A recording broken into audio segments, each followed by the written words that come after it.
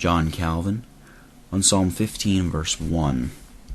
Lord, who shall abide in thy tabernacle? Who shall dwell in thy holy hill? Who may live on your holy hill? As we too often see the church of God defaced by much impurity, to prevent us from stumbling at what appears so offensive, a distinction is to be made between those who are permanent citizens of the church and strangers who are mingled among them only for a time. This is undoubtedly a warning highly necessary, in order that when the temple of God happens to be tainted by many impurities, we may not contract such disgust and chagrin as will make us withdraw from it. By impurities, we understand the vices of a corrupt and polluted life. Provided religion continue pure as to doctrine and worship, we must not be so much stumbled at the faults and sins which men commit, as on that account to rend the unity of the church.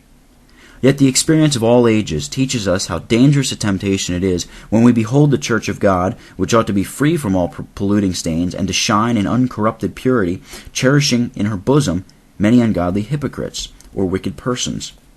From this, the Catharists, Novatians, and Donatists took occasion in former times to separate themselves from the fellowship of the godly. The Anabaptists, at the present day, renew the same schisms because it does not seem to them that a church in which vices are tolerated can be a true church. But Christ in Matthew 25, verse 32, justly claims it as his own peculiar office to separate the sheep from the goats, and thereby admonishes us that we must bear with evils which it is not in our power to correct until all things become ripe and the proper season of purging the church arrive. At the same time, the faithful are here enjoined, each in his own sphere, to use their endeavors, that the church of God may be purified from the corruptions which still exist in her. God's sacred barn floor will not be perfectly cleansed before the last day, when Christ at his coming will cast out the chaff. But he has already begun to do this by the doctrine of his gospel, which on this account he terms a fan.